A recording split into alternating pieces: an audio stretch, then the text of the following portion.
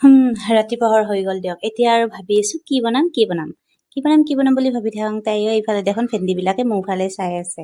আৰু মোৰ ফালে যেতিয়া চাই আছে ময়ো এটা মিঠা হাঁহি মাৰি তো ভাবিলোঁ আজি বলক ভেন্দিৰে এটা ৰেচিপি বনাওঁ। তো ভেন্দি ৰেচিপি বনাবৰ কাৰণে প্ৰথমতে মই এইফালে ভেন্দিখিনি ভালদৰে ধুই ল'ব লাগিব। আৰু ভেন্দি সদায় কাটাৰ আগতে কিয় ধুই আপোনালোকে জানেনে? ভেন্দি কাটাৰ আগত এইটোৰ কাৰণে ধুয়ে, মানে ভেন্দিখিনি কাটি তাৰপিছত ধুলে সেইখিনি বিজল টাইপ হৈ থাকে। সেইটোৰ কাৰণে ভেন্দিখিনি কাটাৰ আগতে ধুই তাৰপিছত কাটিলে কোনো বিজল নহয়। তো এনেকুৱাকৈ ভেন্দিখিনি কাটি পাইছে ৰেডি কৰি এইফালে আদা, নহৰু আৰু জলকীয়া ৰেডি কৰি ল'লোঁ। আৰু এইফালে দেখিছেনে, এয়া হৈছে সৰিয়হ, মানে আমি ইয়াক বেহৰ বুলি কওঁ। তো বেহৰখিনিও ভালদৰে ধুই লৈছোঁ, যিহেতুকে ইয়াতে বালি চালি থাকি যাব পাৰে। তো সেইটোৰ কাৰণে এনেকৈ ইয়াক চেকেনিতে ভালদৰে ধুই লৈছোঁ। আৰু চেকেনিত ভালদৰে ধুই এইফালে মই আদা, নহৰু, জলকীয়া এটা চুটকিতে বটি দিলোঁ। এতিয়া আৰু আপোনালোকে নক'ব যিহে বটিছে একেবাৰে মিহিয়ে হোৱা নাই। হ'ব, চলি যাব, ভেন্দিৰ ৰেচিপি নাই, একো নাই, মানে চলিব আৰু ইমান মিহি নহ'লেও হ'ব। আৰু এইফালে মই বটি ল'লোঁ সৰিয়হ, বেহৰখিনি বটি লৈছোঁ। আৰু বটি এইফালে মই কেৰাহী গৰম হ'বলৈ দি দিছিলোঁ, বহুত বেছি গৰম হৈ গ'ল, বাপৰে বাপ। তাৰপিছত এইফালে তেল দিয়াৰ লগে লগে ধোৱা হৈ গৈছে, সেইটো কাৰণে কমাই দিছোঁ।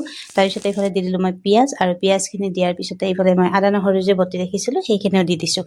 আৰু এইখিনি দি অলপ টাইম ইয়াক ভালদৰে ভাজি কৰি ল'ব লাগিব। তাৰপিছত এইফালে দি দিলোঁ মই নিমখ, হালধি আৰু অলপ ধনিয়াৰ গুড়া দি দিছোঁ। দি এইখিনি ভালদৰে ভাজি কৰিম। আৰু ইয়াকতো ভালদৰে ভাজি কৰিবই লাগিব, নহ'লে কেঁচা নহৰুৰ চেণ্টটো থাকি যাব, আৰু সেইটো থাকি গ'লে একদমেই খাবলৈ ভাল নালাগে।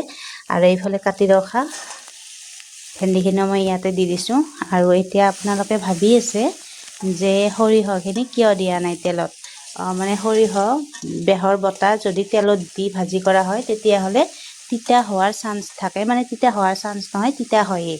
সেইটোৰ কাৰণে আমি আগে মছলা পাতি ভাজি কৰি চব ভাজি কৰি তাৰপিছতহে ইয়াক দি দিওঁ, আৰু ডাইৰেক্ট তেলত ভাজি কৰি নিদিওঁ।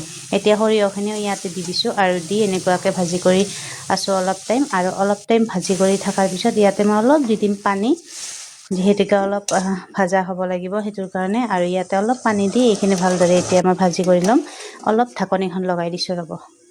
আৰু ঢাকনিখন লগাই দি এয়া এইফালে খুলি দেখিলোঁ পানীখিনি শুকাই গৈছে। মানে এতিয়া এইখিনি মানে মছলাখিনি ভালদৰে যাতে গ্ৰেভি হয় ভাজাৰ কাৰণে, সেইটোৰ কাৰণে মানে ভাজি কৰি লৈছোঁ মছলাখিনি। আৰু কোনে বাৰু ভেন্দি খাই ভাল পায় তেতিয়াহ'লে শ্বেয়াৰ এটা কৰি দিব। আৰু যদি ভেন্দি এনেকুৱাকৈ খাই পোৱা নাই তেতিয়াহ'লে খাই চাব এবাৰ, ভাল লাগে আৰু বহুত কম সময়তো হৈ যায়। আৰু এনেকুৱাকৈ মানে ভেন্দিখিনি মছলাখিনি গোটেইখিনি ভাজা হোৱাৰ পিছত এইফালে মই দি দিলোঁ পানী। আৰু পানীখিনি দিয়াৰ পিছত এইফালে দেখিছেনে, আৰু আপোনালোকে পানী কমো দিব পাৰে, যিহেতুকে মই অলপ তেলতেলীয়া বনাম সেইটো কাৰণে অলপ পানী বেছি দিছোঁ। আৰু এতিয়া হৈ গ'ল ভেন্দিৰ ৰেচিপি। যদি ভিডিঅ'টো ভাল পালে তেতিয়াহ'লে লাইক, কমেণ্টৰ লগত এটা শ্বেয়াৰ কৰি দিব। আজিলৈ আহিছোঁ, বাই।